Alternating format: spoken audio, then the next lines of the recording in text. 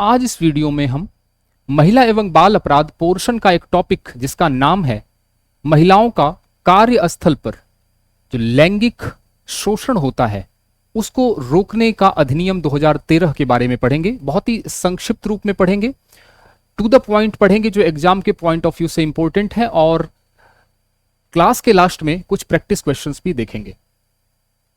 तो वीडियो को 1.5 की स्पीड से करके थोड़ा सा देख लेना आप, ठीक है।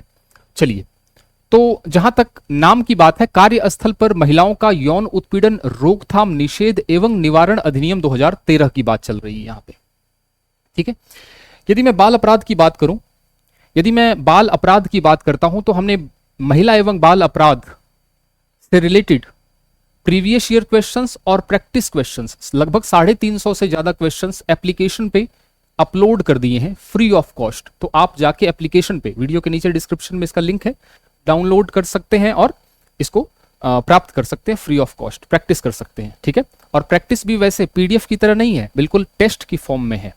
इसी के साथ साथ पुलिस कांस्टेबल के लिए टेस्ट सीरीज हमने लॉन्च कर रखी है, अप टू डेटेड है और बिल्कुल लेटेस्ट पैटर्न पे आधारित है। 4th ग्रेड के लिए भी हमने लॉन्च कर रखी है टेस्ट सीरीज। फोन नंबर दिए हुए हैं, आप ज्वाइन कर सकते हैं, ठीक है। इसी के साथ साथ hand written notes 4th grade के लिए हाथ से लिखे हुए, और टेस्ट सीरीज मैथ्स के लिए टॉपिक वाइज टेस्ट सीरीज भी हमने लॉन्च कर रखी है। और टॉपिक वाइज ध्यान रखना, जैसे ही आप टॉपिक निकालेंगे संख्या पद्धति, तो जैसे ही संख्या पद्धति की बात हुई तो संख्या पद्धति एक टेस्ट, टॉपिक एक है तो मल्टीपल टेस्ट है, यानी एक से ज्यादा टेस्ट है यहाँ पे। तो आपको हमेशा नया क्वेश्चन देखने को मिलेगा संख्या पद्धति का, यानी एक ही क्वेश्चन को बार बार रिपीट नहीं करना पड़ेगा, ठीक है। तो एकदम टेस्ट फॉर्म में है, लास्ट में रिजल्ट आएगा विद सॉल्यूशन, तो आप देख सकते हैं इसको। इसी के साथ साथ कंप्यूटर की टेस्ट सीरीज भी हमने लॉन्च कर रखी है, ये भी है टॉपिक वाइज। एक टॉपिक से रिलेटेड यदि मैं बात करूं तो एक से ज्यादा क्या है, टेस्ट है, यानी एक से ज्यादा टेस्ट है। ऐसे 69 टेस्ट हैं, यानी 2000 से ज्यादा क्वेश्चंस आपको प्रैक्टिस के लिए मिलने वाले हैं, ठीक है। विद सॉल्यूशन है, जैसे ही आप कोई क्लिक करेंगे किसी भी क्वेश्चंस पे तो तुरंत बता देगा ये गलत है और ये सही है। और लास्ट में, जब टेस्ट के लास्ट में भी आपको एकदम वन लाइनर फॉर्म में एक क्वेश्चन, इसका आंसर क्वेश्चन आंसर करके दे देगा, ताकि आपको याद करने में आसानी हो। इसमें 25 मिक्स टेस्ट भी हैं, यानी टॉपिक वाइज और मिक्स टेस्ट, लगभग टोटल 69 टेस्ट हैं और 2000 से ज्यादा क्वेश्चन है। मैथ्स में आपके 1000 से ज्यादा क्वेश्चन आपको प्रैक्टिस करने के लिए मिलेंगे टेस्ट सीरीज में, ठीक है। कंप्यूटर का ये देखिए चैप्टर वाइज क्विज टेस्ट है, मिक्स टेस्ट है, doubt set, 12th month validity, ठीक है। और यदि आपने कोई कोर्स पहले से परचेज कर रखा है तो आप ऑफ 25, ये कोड है, कूपन कोड ऑफ 25 लिखेंगे तो 25% आपको ऑफ मिल जाएगा, ठीक।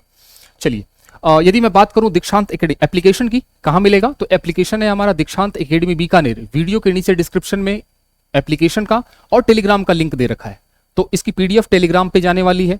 कोई भी क्लासेज होती हैं तो उसकी भी लिंक आपकी टेलीग्राम पे जाती है, कोई भी अपडेटेड मटेरियल है टेलीग्राम पे जाता है, तो उसको ज्वाइन कर लेना आप, ठीक है। तो ये तो बात हो गई। अब आते हैं टॉपिक हमारा क्या है, कार्यस्थल पर महिलाओं के साथ जो यौन उत्पीड़न होता है उसकी रोकथाम, निवारण और निषेध के लिए अधिनियम बना है 2013। चलिए, पहले इसकी हिस्ट्री समझ लेते हैं, कई बार हिस्ट्री पे क्वेश्चन आ जाता है। एक केस था विशाखा केस, ठीक है, कई बार पूछ लेता है विशाखा केस किस अधिनियम से संबंधित है, तो आपको पता होना चाहिए कि वो महिला कार्यस्थल पर महिलाओं पर होने वाले लैंगिक उत्पीड़न से रोकने के लिए जो 2013 है उससे रिलेटेड है। एक्चुअली क्या हुआ था, एक महिला थी, राजस्थान की एक महिला थी भंवरी देवी, 1987 की बात है, सॉरी 89 की बात है। 1989 में राजस्थान की एक लेडी थी जो सामाजिक कार्यकर्ता थी, उनका नाम था भंवरी देवी, ठीक है। उनका रेप हुआ था कार्यस्थल पे जहां वो काम करती थी, ठीक। अब उनको न्याय दिलाने के लिए एक संस्था आगे आती है, SHG का मतलब क्या होता है, सेल्फ हेल्प ग्रुप, यानी स्वयं सेवी समूह, स्वयंसेवी समूह आगे आया उनकी सहायता के लिए, उसका नाम था विशाखा। विशाखा नाम का एक स्वयंसेवी समूह आगे आया और उसने न्याय दिलाने में मदद की। इस विशाखा केस के आधार पर, ठीक है, विशाखा के नाम से ही केस बन गया, विशाखा के नाम से ही यह केस बना और सुप्रीम कोर्ट ने 1997 में, सुप्रीम कोर्ट ने 1997 में विशाखा नाम से दिशा निर्देश जारी किए। इसलिए महिलाएं जो कार्यस्थल पे जाती हैं, काम करने के लिए जहां पे जाती हैं, वहां पे उनके साथ लैंगिक उत्पीड़न ना हो, उनके साथ रेप, बलात्कार, छेड़खानी जैसे घटनाएं ना हो, इसके लिए सुप्रीम कोर्ट ने 1997 में दिशा निर्देश जारी कर दिए, गाइडलाइंस जारी कर दी। और जो गाइडलाइंस जारी की उसी को हम बोलते हैं विशाखा गाइडलाइंस। विशाखा गाइडलाइंस, इसको बोलते हैं विशाखा गाइडलाइंस, ठीक है। तो विशाखा गाइडलाइंस की बात हो गई, समझ में आई बात कि नहीं आई? तो विशाखा गाइडलाइंस किससे संबंधित है, ये बात समझ में आ गई। अभी तक कानून नहीं बना है, सिर्फ सुप्रीम कोर्ट ने गाइडलाइंस जारी की है। अब क्या हुआ, अब क्या हुआ कि बात करें तो जब कानून बना, जब ये कानून बना तो पारित कब हुआ संसद में? 2013 में हुआ। कब हुआ? 22 अप्रैल 2013 को। पूछ लेते हैं कब पारित हुआ ये अधिनियम, कौन सा? लैंगिक उत्पीड़न वाला। 2013 में। कौन से? 22 अप्रैल को। और लागू कब हुआ देश भर में? 9 दिसंबर 2013 को। तो ये दो डेट याद रखनी है, 9 दिसंबर 2013 और 22 अप्रैल 2013, ठीक है। अच्छा, इसकी प्रकृति क्या है? ये जो कानून है इसकी प्रकृति असंज्ञेय है।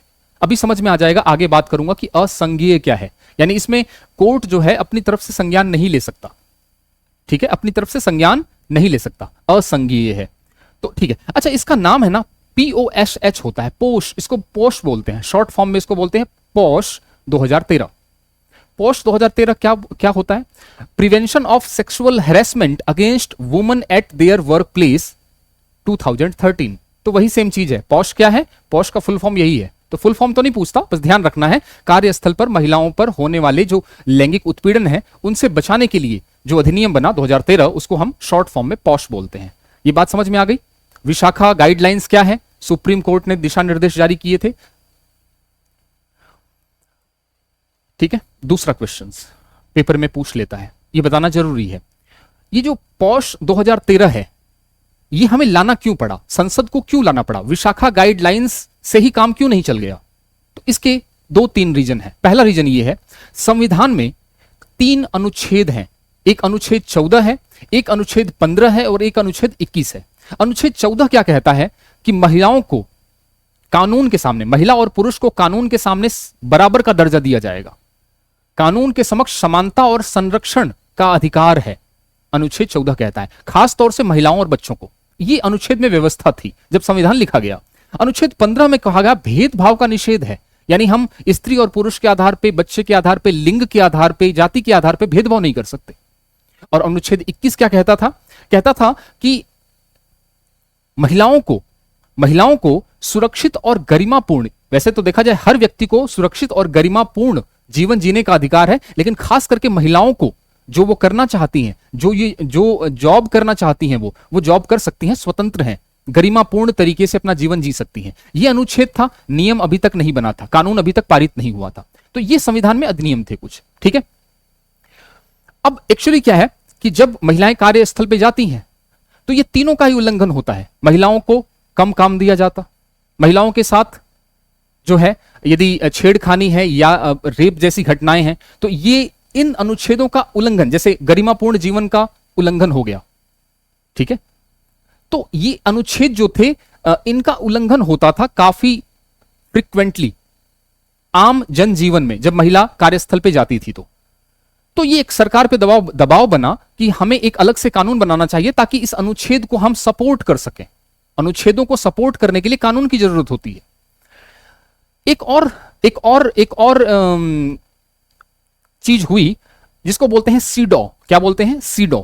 1989 में ये एक अंतरराष्ट्रीय कन्वेंशन है, अंतरराष्ट्रीय समझौता हुआ एक, इसमें भारत हिस्सा बना। और ये सीडो क्या है? सीडो ये है कि महिलाओं के ऊपर जो भी अपमानजनक कृत्य होते हैं, हम प्रतिबद्ध हैं कि हम उनके खिलाफ काम करेंगे। तो ये सीडो का मतलब यही है, कन्वेंशन फॉर इलिमिनेशन। इलिमिनेशन का मतलब हटाना, ऑफ ऑल डेरोगेटरी, डेरोगेटरी का मतलब अपमानजनक, अगेंस्ट वुमन, तो वुमन के खिलाफ जितनी भी अपमानजनक कृत्य हो सकते हैं हम उनके अगेंस्ट हैं। ये एक अंतरराष्ट्रीय कन्वेंशन, एक अंतरराष्ट्रीय समझौता बना जिसका नाम था सीडॉ 1989 में, और भारत ने 25 जून 1993 में इस पे हस्ताक्षर किए। 25 जून 1993 पे इसे हस्ताक्षर किए। तो यहां पे दो प्रेशर बन गए सरकार के ऊपर, एक तो संविधान में व्यवस्था थी 14, 15 और 21 के तहत, और एक सीडो पे हस्ताक्षर करने के बाद अब कानून आना अनिवार्य हो गया था कि कानून बनाना ही पड़ेगा हमें। और तब तक विशाखा गाइडलाइंस 1997 में विशाखा गाइडलाइंस जारी हो ही गई थी। तो ये सब मिलके इन्होंने पूरा माहौल बनाया कि हम एक अधिनियम का रूप लें। ठीक है, समझ में आ गई बात? अब चलिए, यहां पे मैंने बार बार दो चीजों का जिक्र किया, कार्यस्थल पर होने वाले महिलाओं का, कार्यस्थल पर होने वाले लैंगिक उत्पीड़न। ठीक है, अब ये लैंगिक उत्पीड़न क्या है और कार्यस्थल क्या है, ये दो बातें बहुत इंपॉर्टेंट हैं एग्जाम के पॉइंट ऑफ व्यू से।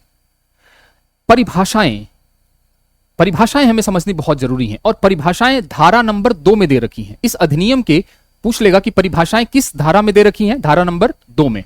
ठीक है, धारा नंबर 2 में परिभाषाएं दे रखी हैं, और उसमें सबसे इंपॉर्टेंट है लैंगिक उत्पीड़न, और दूसरा है आपका कार्यस्थल क्या होता है। लैंगिक उत्पीड़न जैसे छूने का प्रयास करना, कार्यस्थल पे छूने का प्रयास करना किसी महिला को, या छू लेना, और इच्छा के विरुद्ध, महिला की इच्छा के विरुद्ध छू लेना, अश्लील बात करने की कोशिश करना या करना, अश्लील साहित्य या उसको पिक्चर दिखाने की कोशिश करना, अश्लील मजबूर करना उसको देखने के लिए, या फिर यौन कार्य की मांग करना, या फिर यौन प्रकृति जैसा कोई और कार्य। इस कैटेगरी को हम, इन सब कृत्यों को हम किसके अंतर्गत गिनेंगे? लैंगिक उत्पीड़न के अंतर्गत गिनेंगे। समझ में आ गया? पूछ सकता है कौन कौन से लैंगिक उत्पीड़न में शामिल हैं, कौन कौन से कृत्य। अब बात कर लेते हैं कार्यस्थल क्या होगा, क्योंकि जब भी कोई नियम बनता है तो उसको परिभाषाएं होनी बहुत जरूरी हैं, तभी आसानी से पुलिस जो है वो रिपोर्ट दर्ज कर सकती है, आसानी से उसको, काफी आसानी होती है उस चीज को देखने में, जांच करने में। ठीक है, क्या है कार्यस्थल? कार्यस्थल क्या है? कार्यस्थल का मतलब यह होता है शासकीय या अर्ध शासकीय संस्था, यानी ऐसी संस्था जो सरकारी हो या अर्ध सरकारी हो, या फिर अस्पताल। ठीक है, इसमें निजी संस्थान भी आएंगे, ध्यान रखना। सरकारी, अर्ध सरकारी और निजी संस्थान, तीनों प्रकार के संस्थान आएंगे।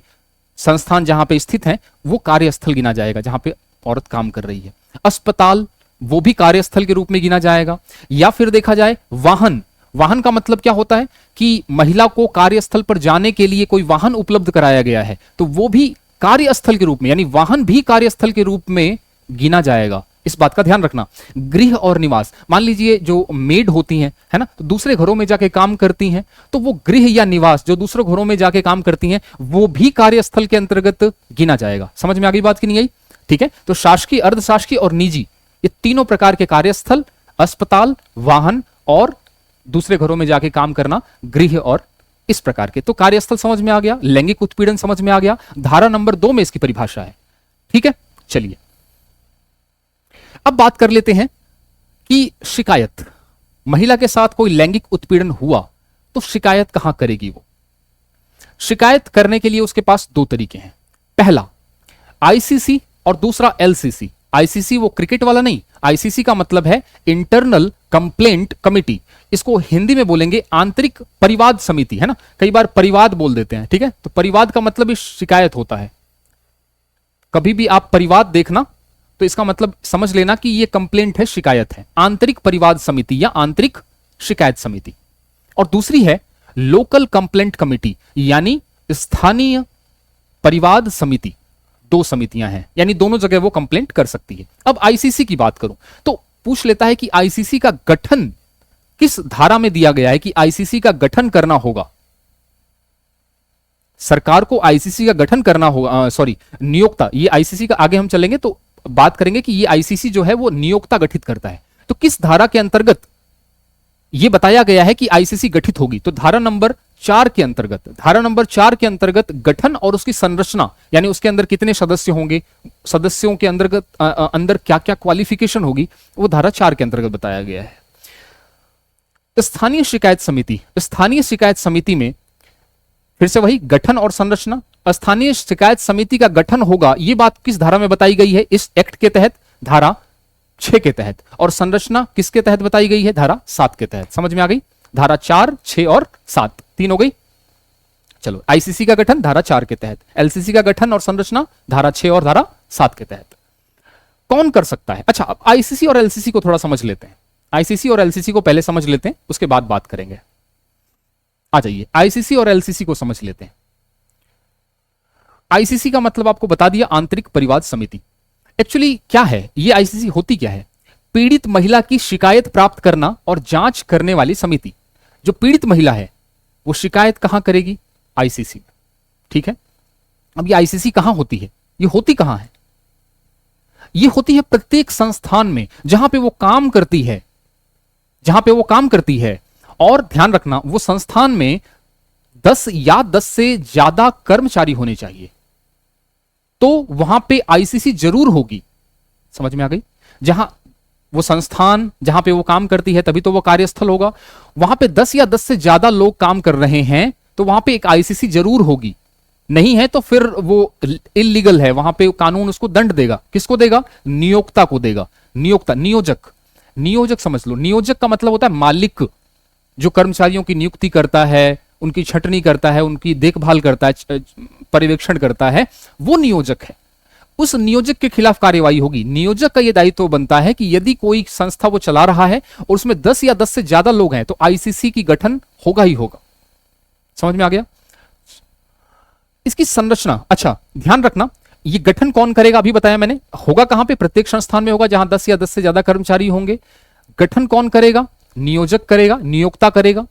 और ध्यान रखना, ये जो धारा है, एक्ट की जो धारा है, धारा 19 में बताया गया है नियोक्ता के कर्तव्य, यानी जो मालिक है उसके क्या कर्तव्य है उस संस्था के प्रति, उसको आईसीसी गठित करना ही होगा। यह बताया गया है धारा 19 के तहत कि नियोक्ता का यह कर्तव्य है। तो नियोक्ता के कर्तव्य की बात कहां की गई है? धारा 19 में।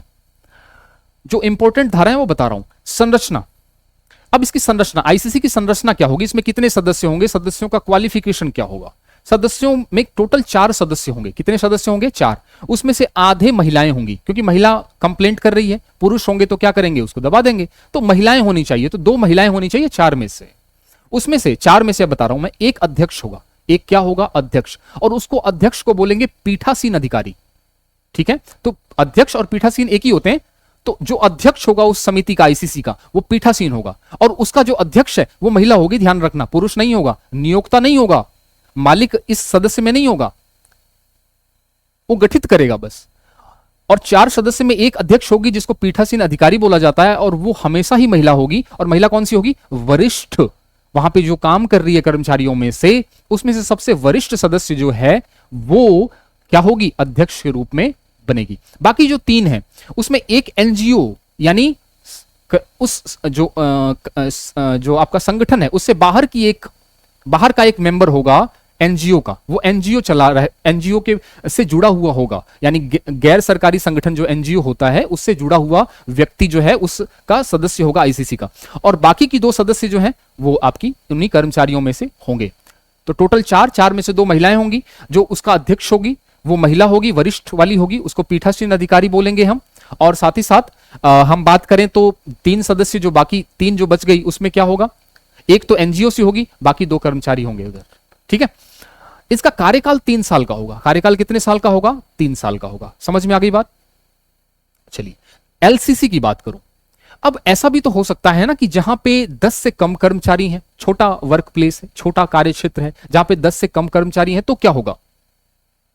या कई बार होता है कि 10 या 10 से ज्यादा कर्मचारी वहां पे कार्य तो कर रहे हैं, लेकिन शिकायत मालिक के खिलाफ ही है। शिकायत मालिक के खिलाफ ही है, यानी उस महिला की शिकायत मालिक के खिलाफ है।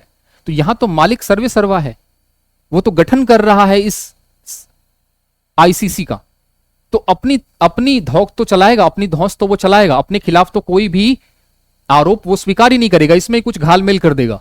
तो उसके लिए 2 कंडीशन में एलसीसी काम करेगी। जब कर्मचारियों की संख्या 10 से कम होगी जिस संस्था में वो काम कर रही है, या दूसरा शिकायत नियोक्ता के खिलाफ ही हो, मालिक के खिलाफ ही हो, तो इन दोनों परिस्थितियों में फिर वो आईसीसी की तरफ नहीं जाएगी, वो जाएगी एलसीसी की तरफ, लोकल कंप्लेंट कमिटी, स्थानीय शिकायत समिति, स्थानीय परिवाद समिति के पास। ठीक है, तो 10 से कम कर्मचारी हो और नियोजक ही अपराधी हो, तो ऐसी शिकायतों को प्राप्त करने के लिए एलसीसी का गठन किया गया है। समझ में आ गया? अब चलते हैं, जैसे यहां बताया था हमने कहां, तो यहां पे कहां होगा? प्रत्येक जिले में होगा, प्रत्येक जिले में एलसीसी होगा। गठन कौन करेगा? जिलाधिकारी करेगा। जिलाधिकारी का मतलब है डिस्ट्रिक्ट मजिस्ट्रेट, है ना, जो कलेक्टर होता है वो गठन करता है, जिलाधिकारी करता है किस किस चीज का गठन? एलसीसी का। संरचना क्या होगी? इसमें 5 सदस्य होते हैं, आईसीसी में 4, एलसीसी में 5 होते हैं। पांचों का ध्यान रख लो। एक तो अध्यक्ष होगा, एक तो अध्यक्ष होगा, और अध्यक्ष कौन होगा? सामाजिक कार्यकर्ता। अध्यक्ष कौन होगा? सामाजिक कार्यकर्ता, जो सामाजिक कार्यों में रुचि लेता हो, एक्टिव हो, वो उसको अध्यक्ष बनाएंगे। अब बाकी कितने बच गए? 4। चारों में क्या होगा? बाकी 4 सदस्यों में से एक तो होगी पदेन सदस्य, एक होगी पदेन सदस्य। पदेन सदस्य का मतलब है महिला और बाल जो अधिकारिता विभाग है, महिला एवं बाल विकास जो अधिकारिता विभाग है, उसका जो मेन मुखिया होगा उस जिला में, वो उसका पदेन सदस्य होगा, यानी वो पद ही उसका सदस्य है। समझ में आ गया? महिला एवं बाल विकास अधिकारी जो है, महिला एवं बाल विकास जो अधिकारी है, वो उसका पदेन सदस्य होगा। अच्छा, एक होगी नामित महिला, नॉमिनेटेड सदस्य होगी एक। ये नामित महिला मतलब उसको नॉमिनेट करेंगे। कौन नॉमिनेट करेगा? जिला या तहसील स्तर पर कार्यरत जितनी भी महिलाएं होंगी वो नॉमिनेट करेंगी अपनी तरफ से एक महिला को, कि हम अपनी तरफ से एक महिला को हम उस एलसीसी कमेटी में भेज रहे हैं। तो एक नामित होगी, एक पदेन हो गई जिसमें महिला और बाल विकास अधिकारी होती, उसका मुखिया जो होगा, और जो बाकी जो 2 बच गए वो नियुक्त किए जाएंगे। वो क्या किए जाएंगे? नियुक्त किए जाएंगे। ठीक है, नियुक्त किए जाएंगे। और नियुक्त किए जाएंगे तो किस बेस पे? उनको विधि की जानकारी होगी, उनको कानून की जानकारी होगी, और उनको महिला और महिलाओं के क्षेत्र में काम करने का अनुभव होगा। समझ में आ गया? तो टोटल इसमें 5 सदस्य होंगे। एक तो आपकी अध्यक्ष होगी जो सामाजिक कार्यकर्ता होगी, बाकी 4 में से एक पदेन होगा जो महिला और बाल विकास अधिकारी होगा। इसमें से बाकी जो कितने बच गए? एक जो है वो नॉमिनेटेड होगा, जिला और तहसील स्तर से जो महिलाएं हैं वो नॉमिनेट करेंगी अपनी तरफ से, और जो एक लास्ट बच गया, जो लास्ट में 2 बच गए, सॉरी, लास्ट में जो 2 बच गए वो आपकी नियुक्त की जाएंगी, जिनको जानकारी होगी विधि की और साथ ही साथ महिलाओं के कार्यक्षेत्र की। समझ में आ गई?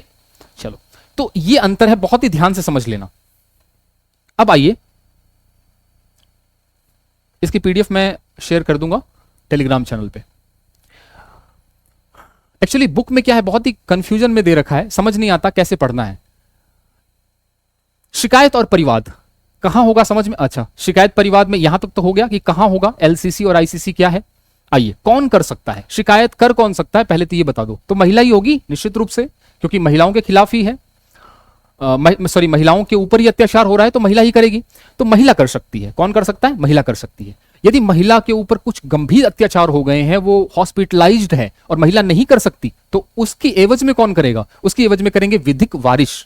उस महिला के विधिक वारिस करेंगे। वारिस का मतलब उसके मम्मी पापा जो विधिक वारिस हैं वो करेंगे। या फिर महिला आयोग कर सकता है। महिला आयोग भी शिकायत कर सकता है उस महिला का प्रतिनिधि बनके। समझ में आ गया? शिकायत कौन कर सकता है, समझ में आ गया? अच्छा, शिकायत करने की समयावधि कितनी होगी? शिकायत करने का टाइम कितना होगा? जब उसके ऊपर लैंगिक उत्पीड़न हुआ तो शिकायत कितने टाइम के अंदर करना है उसको? तो 3 महीने के अंदर करना है, यानी 90 दिन के अंदर उसको वहां पे रिपोर्ट करना है, एलसीसी या आईसीसी को, डिपेंडिंग अपॉन द रिक्वायरमेंट। कहां करती है वो? समझ में आ गया? 3 महीने के अंतर्गत। मान लो उस पीड़ित महिला के ऊपर बहुत बार अत्याचार हुए हैं, तो लास्ट जो अत्याचार हुआ है, लास्ट जो घटना हुई है, उसके 3 महीने के अंदर उसको रिपोर्ट करना है।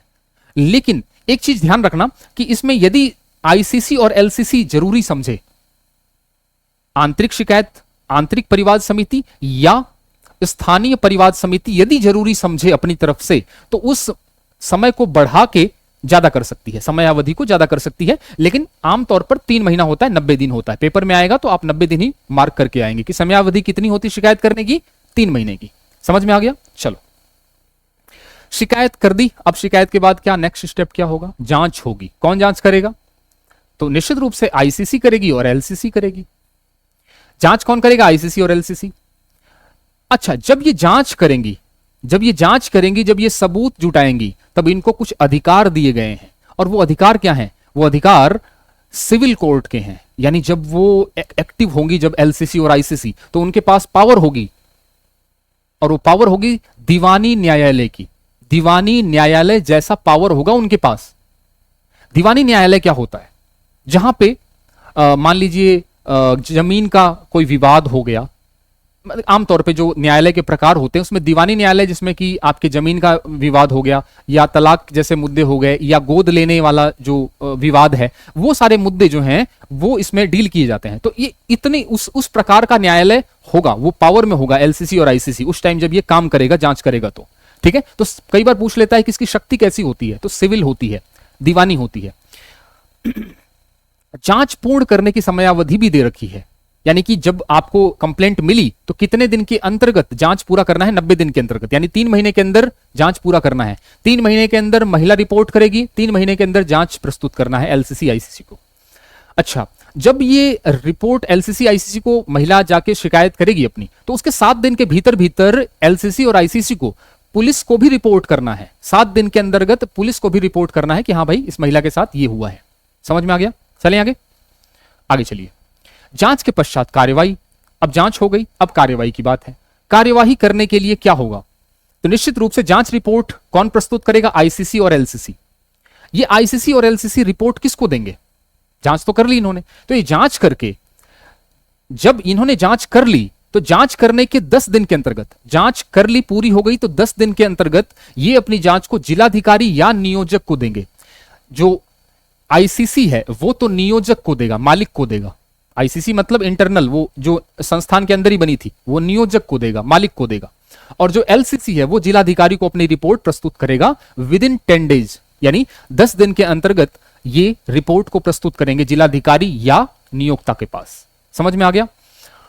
चलिए, अब जिलाधिकारी और नियोजक के पास वो जांच रिपोर्ट आ गई, जिसमें वो मान लीजिए गुनाहगार साबित हो गया वो व्यक्ति, या फिर नहीं हुआ। यदि हो गया या नहीं हुआ, हो गया, तब क्या होगा?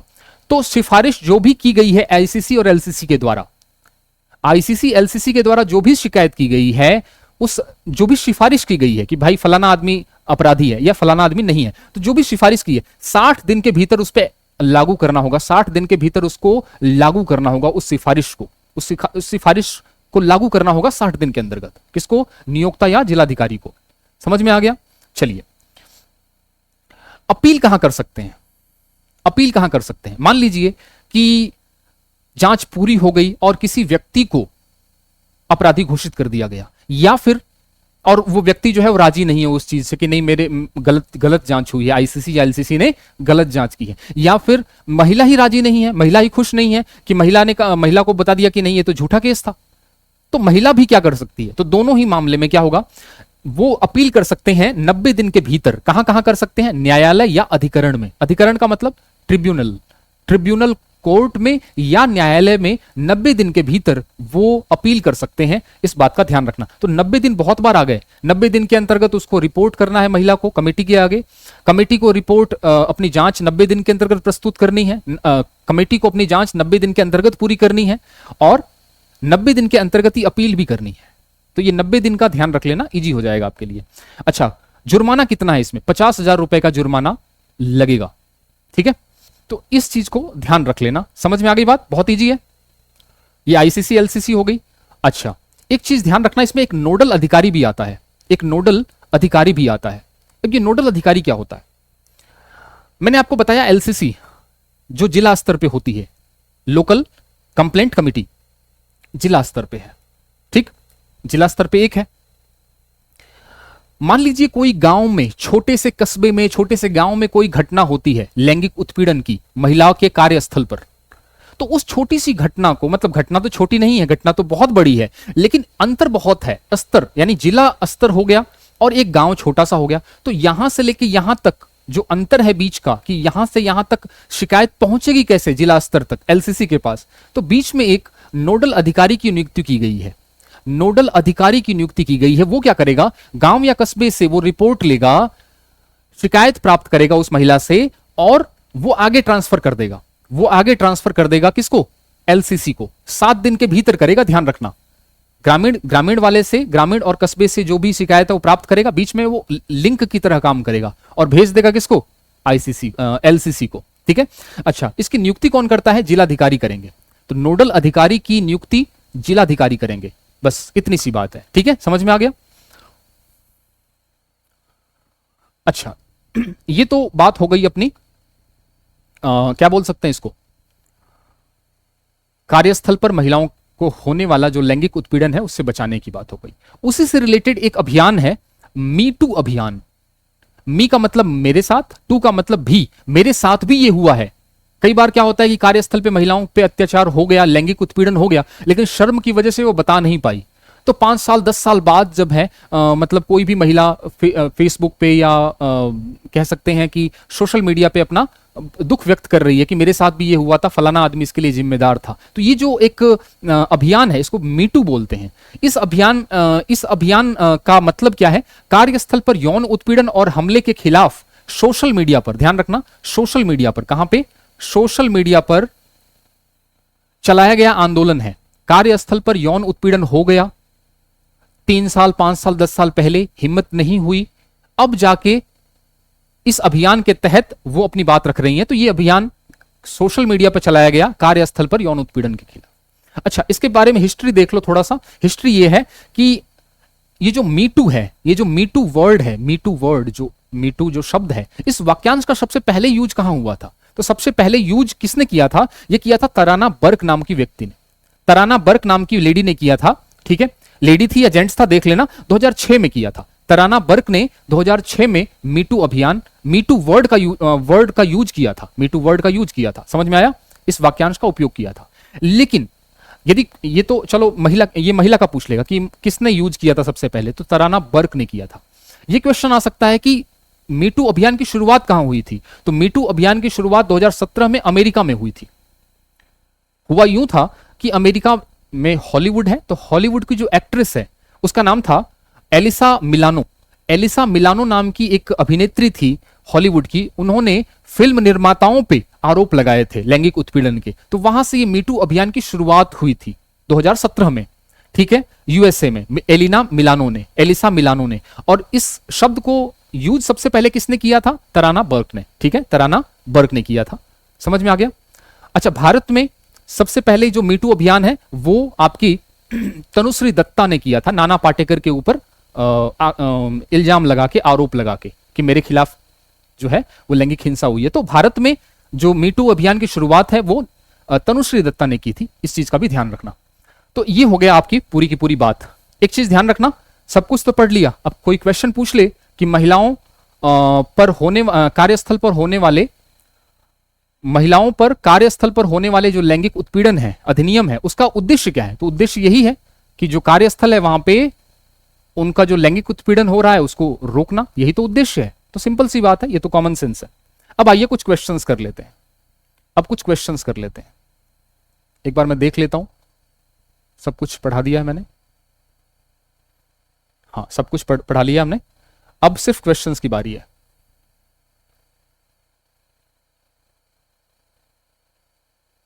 चलिए, पहला क्वेश्चन फटाफट बताइए। कार्यस्थल पर महिलाओं का यौन उत्पीड़न अधिनियम 2013 धारा 3 के अनुसार अधिनियम का मुख्य उद्देश्य क्या है? उद्देश्य पूछ लिया इसने, क्या होगा उद्देश्य इसका? यही होगा, और क्या होगा? पुरुषों की सुरक्षा थोड़ी ना होगा। कार्यस्थल पर महिलाओं का यौन उत्पीड़न धारा 27 के अनुसार इस अधिनियम के तहत अपराध की प्रकृति क्या है? अब मैंने आपको बताया था असंज्ञेय। हाँ, ये बताया था मैंने आपको, शुरुआत में बताया था कि मैं आपको बताऊंगा असंज्ञेय क्या होता है। असंज्ञेय का मतलब है इसमें न्यायाधीश या कोई कोर्ट अपनी तरफ से संज्ञान नहीं ले सकता कि अखबार में कोई रिपोर्ट आई और संज्ञान ले लिया कि ये रिपोर्ट क्या है, मेरे कोर्ट में प्रस्तुत करो। ऐसा संज्ञान नहीं लिया जा सकता, क्योंकि वो मामला एलसीसी और आईसीसी के पास जाएगा। पहले पता होगा ये जो शिकायत है वो झूठ है कि सच है, तो उस प्रक्रिया के तहत जाके ही वो कोर्ट में जाएगा। समझ में आ गया? तो ये असंज्ञेय है, यानी उस पर संज्ञान नहीं लिया जा सकता। आईसीसी और एलसीसी के थ्रू ही वो मामला आगे बढ़ेगा। कोई पुलिस अधिकारी सोचे मैं संज्ञान ले लूं, कोई कोर्ट सोचे मैं संज्ञान ले लूं, नहीं ले पाएगा। असंज्ञेय है। ठीक है, गैर जमानती तो है ही नहीं, तो असंज्ञेय है। यौन उत्पीड़न में निम्नलिखित मतलब जमानती गैर जमानती का मतलब नहीं है, इसमें जमानत और गैर जमानत तो है ही नहीं, इसमें तो एलसीसी और आईसीसी है। और इसमें तो ये भी प्रबंध किया हुआ है कि पुरुष और महिला के बीच में समझौता भी कराया जाए। ऐसा भी इसमें उपबंध होता है कि यदि महिला की शिकायत है तो समझौता हो जाता है तो द बेस्ट है। इस प्रकार की भी चीजें हैं यहाँ पे। तो ये जमानती गैर जमानती तो आता ही नहीं, असंज्ञेय है बस। यौन उत्पीड़न में निम्नलिखित में से कौन सा कृत्य शामिल है? यौन उत्पीड़न में कौन सा काम शामिल है बताओ? रोजगार में तरजीही व्यवहार का वादा। कहते हैं ना कि मैं तुम्हें सेक्रेटरी बना दूंगा, यानी उसको तरजीह दे रहे हैं। तो सेक्रेटरी क्यों बनाएंगे? कुछ ना कुछ इसका हिडन उद्देश्य है, कुछ छुपा हुआ उद्देश्य है गलत। तो वो तरजीही व्यवहार, ये भी तो अपने आप में लैंगिक है। उत्पीड़न, कार्य में हस्तक्षेप या शत्रुतापूर्ण व्यवहार करना, उसको बार बार टोकना ताकि वो परेशान हो जाए, है ना, सरेंडर कर दे। अपमानजनक व्यवहार जो स्वास्थ्य को प्रभावित करे। उपरोक्त सभी समझ में आ गया? चलो आगे। कार्यस्थल पर महिलाओं को यौन उत्पीड़न अधिनियम के तहत अपील की समय सीमा क्या है? कितने दिन के अंतर्गत अपील कर सकती है? बताइए। अभी बताया था आपको 30 दिन के अंतर्गत। कितने दिन के अंतर्गत कर सकती है वो? 30 दिन के अंतर्गत। देखो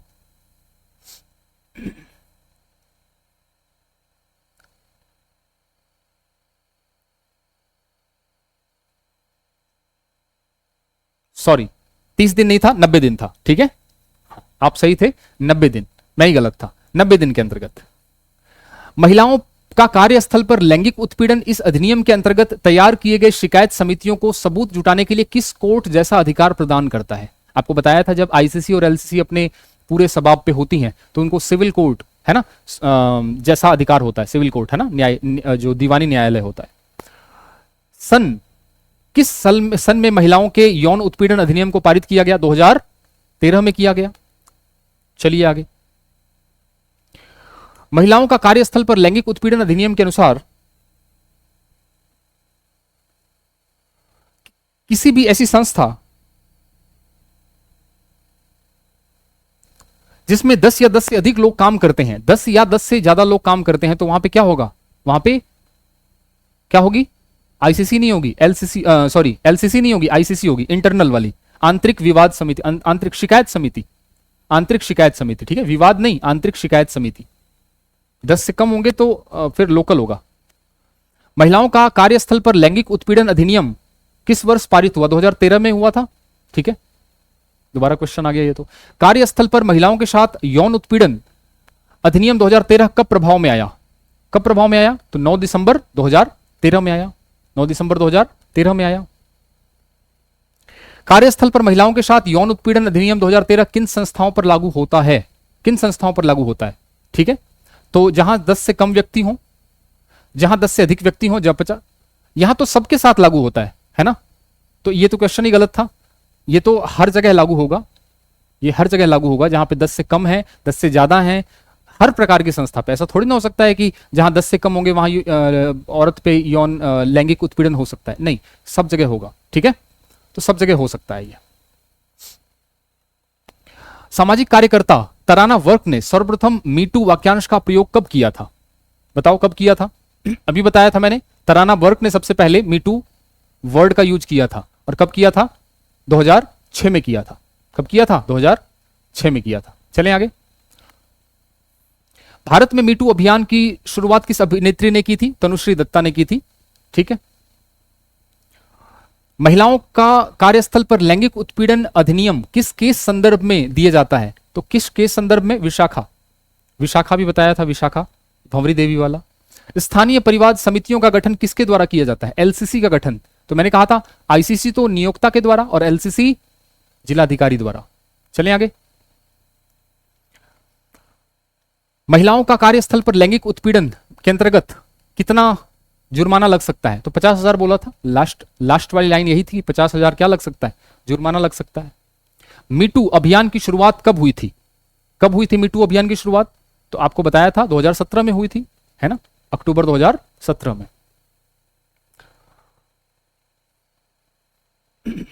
तो ये आपका हो गया पूरा का पूरा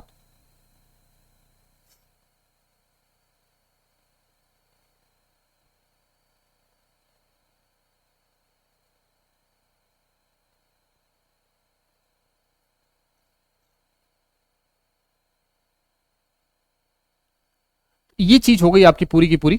कौन सी? महिला एवं महिलाओं पर होने वाला, कार्यस्थल पर होने वाला लैंगिक उत्पीड़न, उससे रोकने के लिए, बचाव के लिए, प्रतिषेध के लिए जो नियम था उसको हमने कर लिया। उस पर जो भी क्वेश्चन आए थे वो हमने कर लिए। इसका पीडीएफ मैं टेलीग्राम चैनल पे अवेलेबल करा दूंगा। वीडियो कैसी लगी लाइक करिएगा और कमेंट करिए। यदि आपको कुछ अपनी बात करनी है तो मैं उसका रिप्लाई यथाशक्ति देने की कोशिश करूंगा। मिलते हैं किस एक नई धारा के अंतर्गत, एक नई धारा को अध्ययन करने के लिए अगली क्लास में। तब तक के लिए थैंक यू सो मच।